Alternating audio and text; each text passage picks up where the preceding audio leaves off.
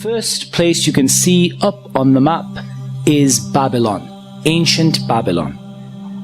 And you can see here a picture of some of the ancient Babylonian relics. And Babylon is of course a particular area that is mentioned in the Bible and is mentioned in the Quran. And the people of ancient Babylon were known for a particular kind of magic, and that is that they were well known for their use of stargazing and magic. So there is a relation in the magic of ancient Babylon between stargazing and astrology and magic. And they used to worship the 7 stars of Babylon, the 7 stars. They used to seek nearness to their gods through 3 things, particularly through the use of incense, the use of knots, and the use of sacrifice to other than Allah. Now we come to Egypt. And as you can see there, we have a picture of Egypt, and we have some Egyptian hieroglyphics.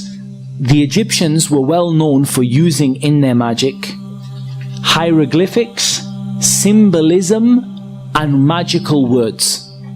They have many manuscripts and scrolls that are written in hieroglyphics depicting the carrying out of magic.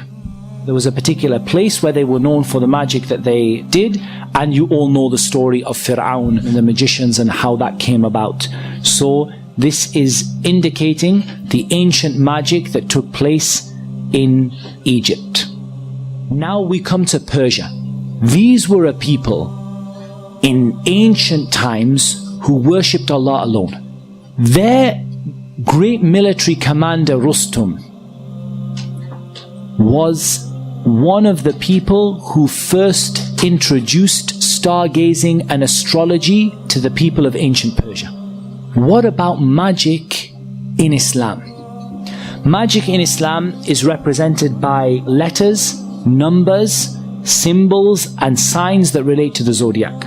They added to the ancient magic of Egypt, Babylon, and Persia, they added disgracing the Quran and attacking the Quran. So I want to explain to you magic in the light of an ayah in the Quran.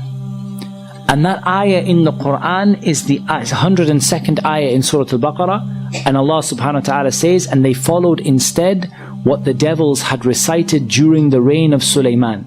It was not Sulaiman who disbelieved, but the devils disbelieved, teaching people magic, and that which was revealed to the 2 angels at Babylon, Harut and Marut. But the 2 angels do not teach anyone unless they say we are a trial, so do not disbelieve by practicing magic. And yet they learn from them that by which they cause separation between a man and his wife, but they do not harm anyone through it except by the permission of Allah. And they learn what harms them and does not benefit them. But the children of Israel certainly knew that whoever purchased the magic would not have any share in the hereafter, and wretched is that for which they sold themselves if they only knew. 5 points I want us to take out of this ayah. Number 1, magic is something that can be learnt. Magic is not something that you are born with. Number 2, magic is an act of disbelief. Number 3, magic causes real and significant harm. It does not just cause illusions. It doesn't just cause you to see something that's not there. Number 4, there is no harm without the permission of Allah. And number 5, there is no such thing as good magic or white magic. As for magic in the Sunnah, it is narrated that Aisha radiallahu anha said, a spell was put on the Prophet sallallahu alaihi wasallam until he imagined that he had done a thing when he had not done it. One day he made dua and he said, do you know that Allah has shown me in what lies my cure? 2 men came to me, and one of them sat at my head and the other at my feet. One of them said to the other, what is ailing the man? He said, he has been afflicted by magic. The other said, who have bewitched him? He said, Labid ibn al-A'sam. He said, with what did he perform the magic? Said, with a comb, the hair that is stuck to it, and the skin of the pollen of a male date palm. He said, where is it? And he said, it is in the well of Darwan. The Prophet ﷺ went out to the well and he came back and said to Aisha, its date palms are like the heads of devils. Aisha said, did you take it out? He said, no, Allah has healed me and I feared that it might bring evil upon the people. And then the well was filled in. What is the nature of the magician?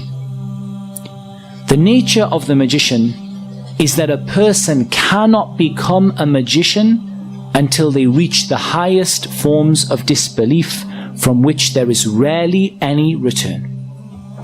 The shaitan lures them with promises of riches and fame, begins by asking very little.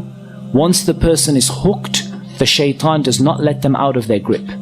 They must perform the most evil acts in order to remain as a magician. And in reality, rather than me telling you, I'd like to show you.